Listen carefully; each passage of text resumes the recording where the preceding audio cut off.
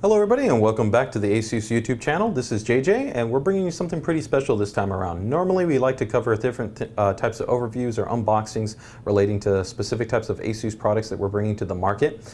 This time around we're definitely going to still be doing that, but it's a little bit more special than normal. And specifically the reason being is that we're actually getting to talk about a really exciting and a really revolutionary new type of interconnect, and that's going to be the Thunderbolt interconnect that is now coming to market for the PC platform. Now this is for some of you guys that are enthusiasts and have kind of been watching the industry, you might have known it from its previous code name, which was going to be Lightpeak, but now that we have a formalized standard, it is going to be referred to as Thunderbolt. And this technology has really been a long time coming in a lot of different ways. For you guys that are out there, are real enthusiasts that are really looking for the most advanced type of interconnect externally that's going to be able to offer you robust performance, extended functionality and flexibility, as well as specialized protocol support for audio, for video, for data, and even combining those together, Thunderbolt's going to give you that and actually even more. So what we're going to be talking a little bit about is what Thunderbolt is actually going to offer you guys, how it works in terms of real-world implementation, and how it's going to be present on our series of products, namely actually our brand new P8Z77-V premium motherboard. So with that, let's go ahead and actually start getting into some of the specifics regarding Thunderbolt and what it's going to be bringing new in comparison to some of the pre-existing interconnects that are out there on the marketplace right now. Okay guys, so we're going to get a little bit deeper into talking about some of the cool aspects of Thunderbolt and kind of what makes it special and what really right now makes it the most revolutionary, innovative, and actually advanced and flexible interconnect that's out there. Because one of the really cool parts of actually what makes this interconnect so special is that we're essentially bridging the PCIe bus and we're bringing it externally. And this actually is going to be able to incorporate a lot of really cool functionality that right now you can take definite advantage of in some really high performance space storage devices, as well as in daisy chain support and being able to support even DisplayPort monitors through actually connectivity to a Thunderbolt enabled device that supports the mini DP interface. But that being said, there's even going to be cooler stuff that's going to come down the pike that as vendors and different partners actually start to look at the technology and realize the flexibility and the bandwidth that's you're going to have essentially at being able to have external PCIe-based devices attached through this mechanism.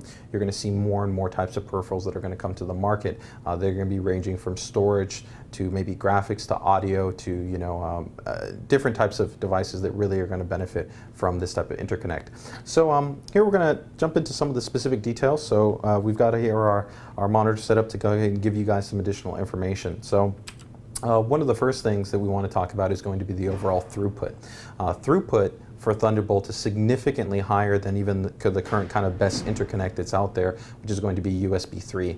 USB 3 is effectively limited to 500 megabytes in terms of your maximum throughput, where what we're looking at here is going to be approximately about 1 gig in terms of the overall maximum throughput. So that's going to be 5 gigabits as opposed to 10 gigabits on the Thunderbolt interconnect, and that's 10 up and 10 down. So that's really impressive in terms of what you're talking about, and that's one of the key reasons why you have the flexibility at being able to go ahead and have multiple devices aggregated in terms of having those connected in a daisy chain format, and then even being able to drive like a high resolution panel.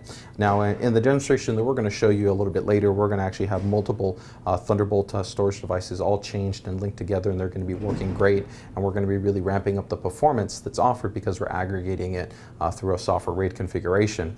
But that being noted, you're going to even be able to have more functionality if, for example, like I said, you were to use a mini DP connector to, let's say, one of the devices that we have on hand to even run and drive the panel itself.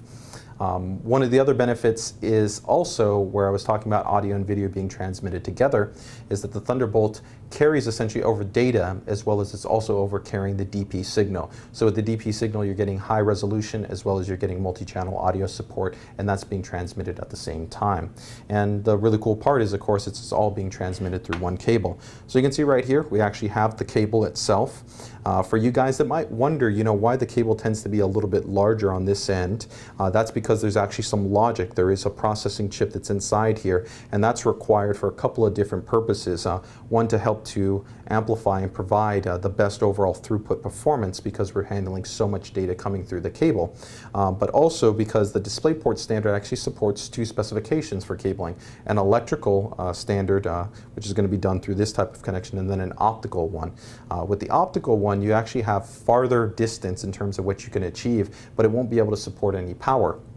One of the cool things about Thunderbolt is that you do have power that actually can be transmitted through your setup. So if you take a look here in terms of our motherboard actually is going to have Thunderbolt on it, and since it's a host device, it's required to actually be able to pass out 15 watts in terms of the power configuration.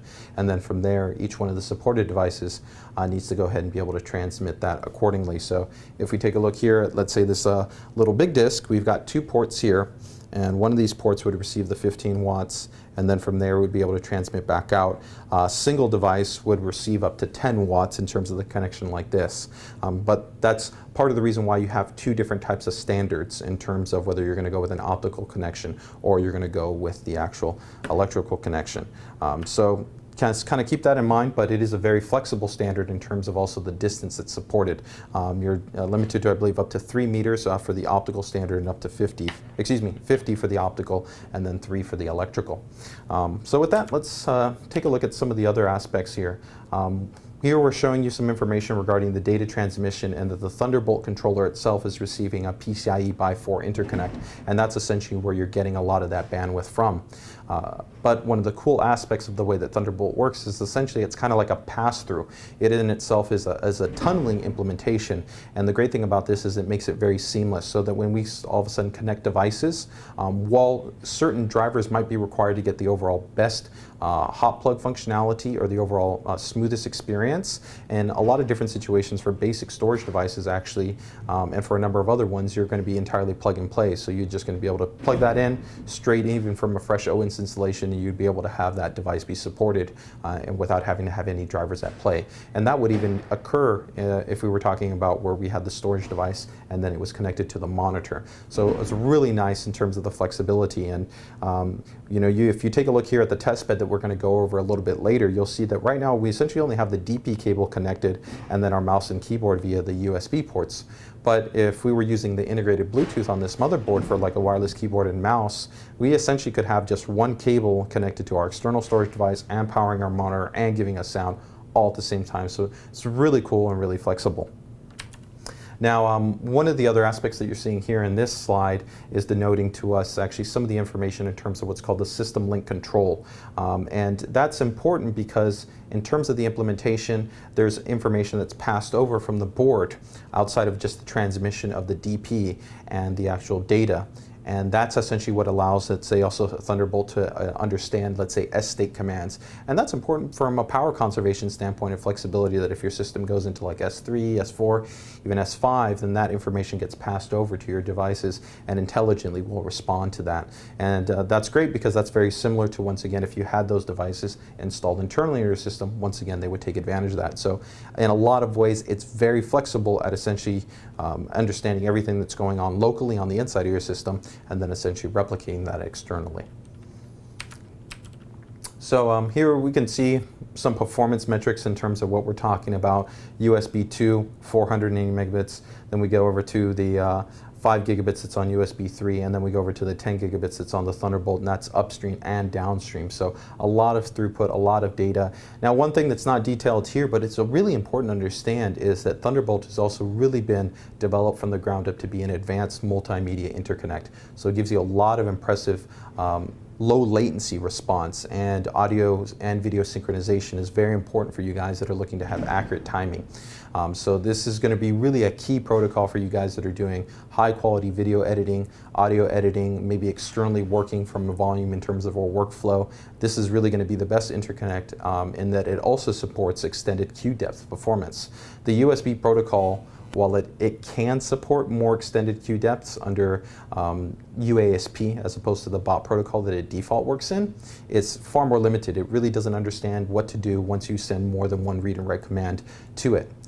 With a Thunderbolt protocol, it supports extended queue depths, and that's going to be really great essentially if you're sending multiple commands to the drive, and that's even going to be more of an issue, more of a benefit as we get into Windows 8, where you're getting even more advanced and more robust subsystem management in terms of the storage file system, as well as even in like things like copy commands, where you can prioritize different files. You can send and have one file be prioritized in terms of copying as opposed to another. So this is technology that works really well for now, but it's even going to be more advanced going for the future.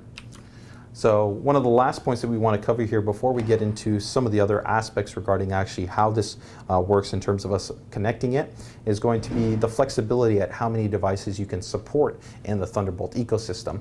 And that's going to be potentially up to 7 devices that are going to be daisy chained. So that's going to be including up to the panel. So 6 storage devices, and then your 7th being your high resolution panel. So you got a lot of inherent flexibility with this Thunderbolt implementation, and then you top that off with it serves the same kind of dynamic hot plug environment that you can have with USB. So it's very flexible, very robust. So with that, we're going to go ahead and go in a little bit more into some of the details regarding our test bed, and then some of the actual setup on how you actually get Thunderbolt set up. Okay, so here we're going to quickly go ahead and talk a little bit about our testbed setup that we have. So first and foremost, we've got the world's first Thunderbolt certified motherboard. So that's a very big point for us, is that we've worked very closely with Intel and its validation and certification team to kind of make sure that the Thunderbolt implementation that we have really meets their stringent levels of compatibility, interoperability, functionality, and performance, as well as, of course, our team has really worked to maximize the board level implementation to make sure that we meet a very high level of performance, compatibility, and functionality. Because at the end of the day, especially with a very complex interconnect like this, you really want to bring that attention and detail to the board design. So this is our P8Z77-V Premium. So as you can see right here, it does have a Thunderbolt header natively interconnected onto the back of the board. One of the special things about this board is that it does feature a brand new high performance a switch on the motherboard, and this switch is enabling us to, of course, have extended PCIe lane support, so things like 3-way, 4-way SLI or Crossfire. And because of that, we can also keep active more concurrent connections. So running, let's say, our high-performance 120 gig MSAT SSD on board, as well as running, let's say, SLI or Crossfire, then also still keeping our wireless and Bluetooth enabled, and then add-on SATA controllers, and still even the Thunderbolt header active. So this board really meets that quote-unquote name premium in terms of its actual functionality and connectivity. In terms of the CPU, of course, we're utilizing Intel's latest and greatest with the Ivy Bridge 3770K CPU. We've got 32 gigabytes of memory. This is Corsair's Dominator GT 1866. It's a high performance kit. In terms of the power supply that we have running the entire system, we've got a Corsair AX 750 watt Gold Series PSU. And then in terms of our storage devices, we've got 4 actually LaCie little big disk drives that we've gone ahead and swapped out with even higher performing SSDs than come with them. But the performance numbers that you would have inherently from this little big disk would in itself be quite impressive, actually in excess of over 400 megabytes. So quite solid in terms of what you're doing, but we wanted to show you guys what the Thunderbolt interconnect is really capable of doing in terms of showing you even higher throughput aggregated across multiple devices as we daisy chain them together. So with that, one of the things that we do want to talk a little bit more about as well, now that we're in our test bed, is going to be the attention to detail that we've brought about with the actual design implementation of Thunderbolt on this premium motherboard. Now there's a lot of considerations that you have when you're talking about bringing a component and a controller and putting it on a motherboard. So some of the complex elements are going to be like what's called trace design, is that we needed to have a very, very short and efficient and a path for the traces between essentially the physical interconnect and then the actual controller that's on the board that enables the Thunderbolt connection. We even left actually additional space around those trace areas so that we can minimize any type of interference that can potentially cause reduced performance, compatibility, and other factors that are very important in terms of ensuring the best design. And we're going to give you guys access to some of these actual electrical design schematics you're going to see here in this video to kind of give you guys a little bit more perspective of kind of the attention to detail that we bring at really putting the best quality on our series of boards, and especially on this board that's featuring Thunderbolt. So with that, let's go ahead and actually jump into the desktop and take a look at actually how Thunderbolt works. Okay guys, so here we're going to talk a little bit more actually about how Thunderbolt works on the desktop in terms of the actual connections and even to the performance when we get there. But one of the things that we want to touch on first is going to be some of the other optimizations that we've made in terms of our UEFI, or what some people still refer to as the BIOS, and working with the hot plug process. The actual PCIe standard, of course, is an internal specification that when Microsoft was developing the hot plug support within the operating system environment, it was really only designed to actively support initialization of more or less one device. And of course, with PCIe working externally through the Thunderbolt implementation and being able to support multiple devices, that had to be extended. And this is going to be achieved to a large part as drivers continue to get optimized.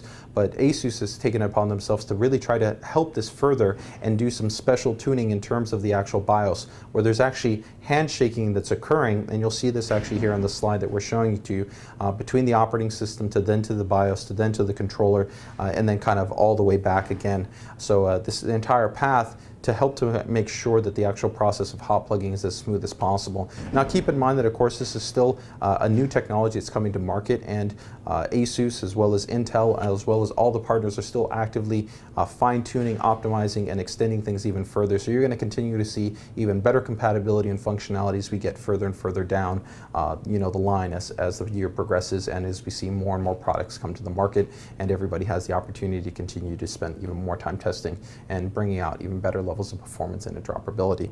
So with that, let's go ahead and actually get to our demonstration here. Okay, so here we've got actually our 3 little big disks. Now we do have 4, but we're going to show you actually that we can continue the hot plug process even after we've started. So at this point we have our 3 drives. We've already essentially made all the physical connections on this end. So from here you can see that we have the actual Thunderbolt connection here on the motherboard. And at this point, all we're going to need to do is just go ahead and take this connection, plug it in. And as it's an actual hot plug process, it'll go ahead and detect the actual volumes. And from here, we're then actually going to go into disk management, and we're going to go ahead and actually take all these drives and go from there. So at this point, I'm just going to go ahead and click on Windows and manage my storage devices. We go to storage and disk management. And we can see here, of course, we have our onboard 120 gigabyte SSD, so our mSATA. And then we have actually there's all our Thunderbolt devices in terms of each one of our little big disks, which have each one of them have 2 drives incorporated in them. So you can see essentially we have 1, 2, 3, 4, 5, 6 disks. And at this point, we'd actually be good to go. So if we wanted to, we could go ahead and take 2 drives. So we could go ahead and let's say do a striped volume right here, and we could add the second disk, and then from there go through that process, and we'll go ahead and then format and have those volumes be accessible, and we'd be good to go. And we could go ahead and configure the additional volumes externally in whatever other fashion that we wanted to.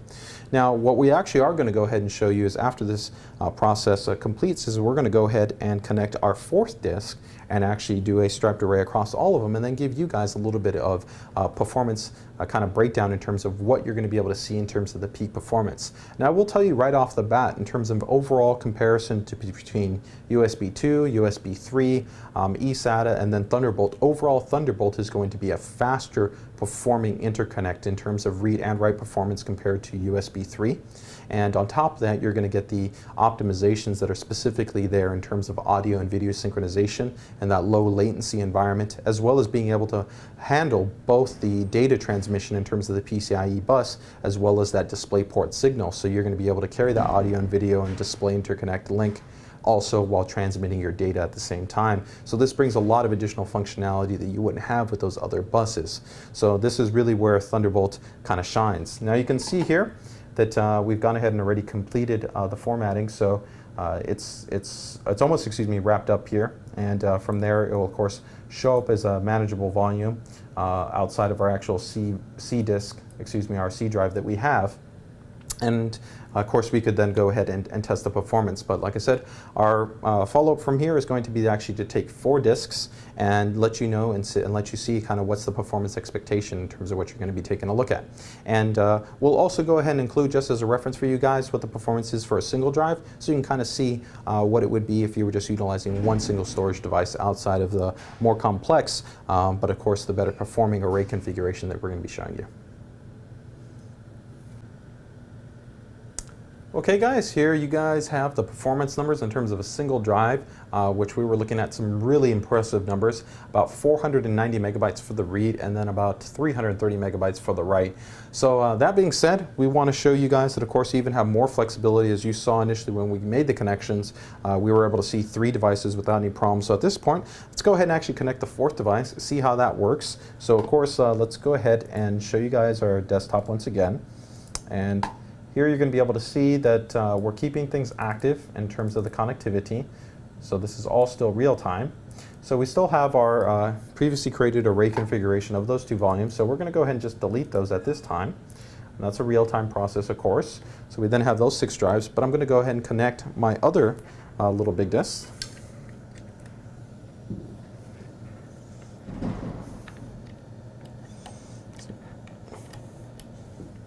Okay. Right. So here we've got our next drive, and you can see right there, hot plugs works with no problems. And at that point, now we have 1, 2, 3, 4, 5, 6, 7, 8 disks. So we're going to go ahead and aggregate these together, and then from there, we're going to go ahead and run some performance for you guys and let you see what you're able to get when we take 4 and go from there.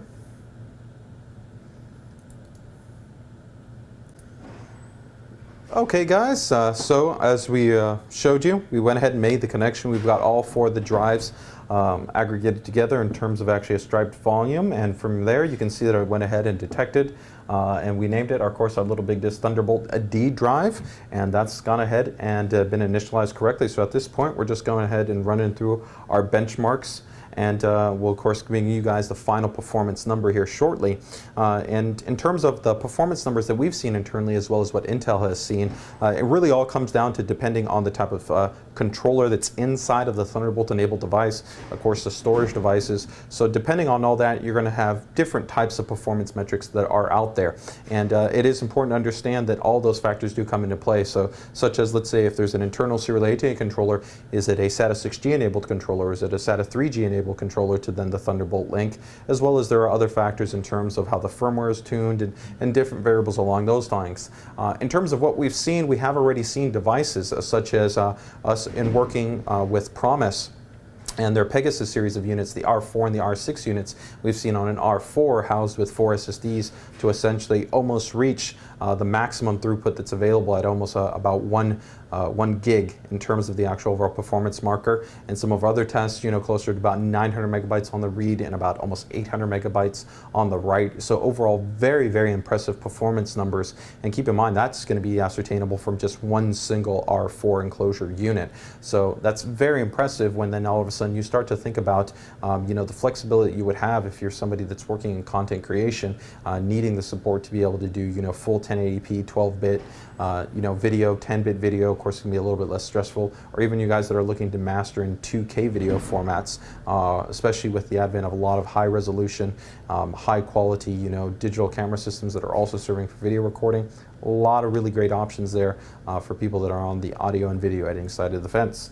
Now we can see right here that Auto has gone ahead and finishing up its numbers, and already we've got some outstanding performance points. I mean, at this point we're almost complete, and we've essentially reached on our read just shy of 900 megabytes on the read performance, 894, and then about 636 on the write. So outstanding performance in terms of really what Thunderbolt is able to bring you, a whole nother class of overall performance and flexibility, as well as the tuned architecture to be able to really be able to offer you optimal latency. And that being said, reduced latency compared to the other interconnects that are out there. So with that, let's go ahead and wrap things up. Okay guys, now that we've essentially shown you what Thunderbolt is capable of, a little bit in terms of the functionality of how it works, not only in terms of daisy chain, but also the hot plug functionality, how it connects to a board, and what it's capable of just in general and who it's going to benefit, we just want to give you guys an overall kind of conclusionary wrap up in terms of this new feature and this functionality. Now, of course, ASUS is 100% committed to try to make this technology be available, so it's going to, as we noted, be right out on our P8Z77-V premium board, natively integrated onto that for you guys that are looking for a different board. In our other Z77 lineup, of course, we will have the support for a Thunderbolt expansion module, so make sure to stay tuned to ASUS channels for more information as we get closer to the point where we come to market with those available solutions. But for you guys that are looking for, the world's first certified Thunderbolt board and take advantage of the Thunderbolt adapters and devices that are out there on the market right now, this is a really exciting, really cool implementation that's just bringing a whole nother level of performance and functionality, especially to the enthusiasts and the content creation community. So as always, if you guys have any questions, comments, or feedback, I'd love to go through that feedback and respond to you guys. Make sure to drop them here on our YouTube page in the comments section, or always feel free to head over to our social media channels or our ROG forums, so you can head over to Twitter and Facebook and drop us a line there, or you can head over to our ROG forums and also leave us some commentary there as well. So as always, if you guys enjoyed the video, please make sure and subscribe. We'd love to bring you this content. We want to know you guys are interested in it. So as always, thank you for watching.